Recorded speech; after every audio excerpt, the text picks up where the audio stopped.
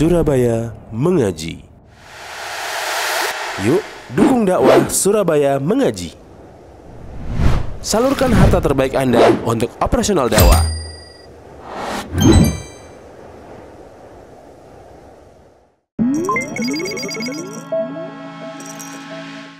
Contoh paling konkret adalah keberadaan Nabi kita sallallahu alaihi wasallam. 40 tahun lamanya beliau tinggal di Mekah. Ulama sepakat, ulama sejarah sepakat. Nabi kita itu tinggal di Mekah 40 tahun sebelum diangkat menjadi nabi. Yang kedua, mereka juga sepakat bahwa Nabi kita di Madinah setelah hijrah 10 tahun lamanya. Akan tetapi ulama sirah khilaf di antara mereka berapa lamakah Nabi SAW di Mekah setelah diangkat menjadi nabi. Ada yang berpendapat 10 tahun, ada yang berpendapat 12 tahun, ada yang berpendapat 13 tahun, dan ada yang berpendapat 15 tahun. Nah, namun pendapat yang ma'ruf adalah 13 tahun. Dan ini ditegaskan oleh Abdullah bin Abbas radhiyallahu anhu. Nah, sebelum diangkat menjadi nabi, Nabi kita sallallahu alaihi wasallam selama 40 tahun di Mekah beliau abid.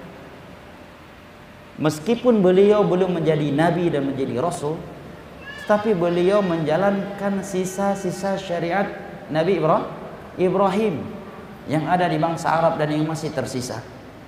Karena kemurnian syariat yang dibawa oleh Nabi Ibrahim ke Mekah, ke tanah Arab, itu mulai rusak setelah di-update atau di-upgrade oleh seorang yang bernama Amr bin Luhai al-Khuzai.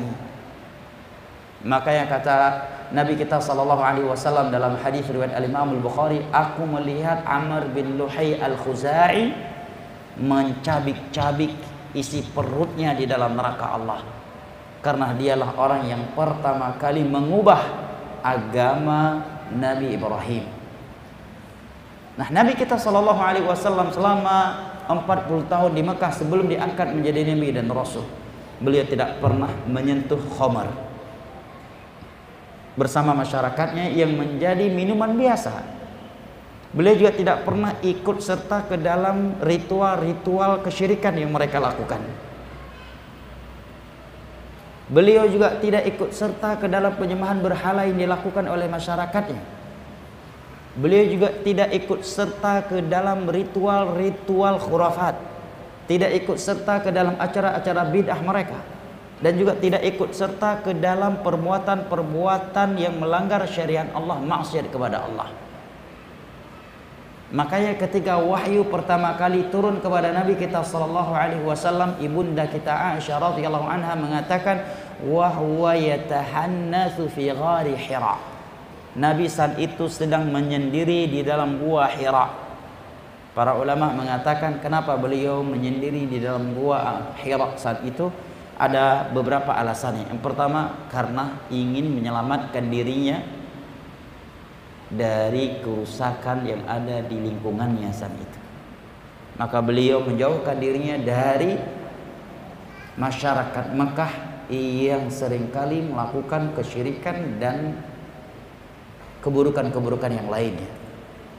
Alasan yang kedua, karena menjalankan sisa syariat Nabi Ibrahim alaihissalam. Tetapi Nabi tidak dipersekusi oleh kaum musyrikin saat itu. Beliau tidak dipermasalahkan. Bahkan beliau dianggap sebagai orang yang paling amanah, orang yang paling jujur, orang yang paling mulia.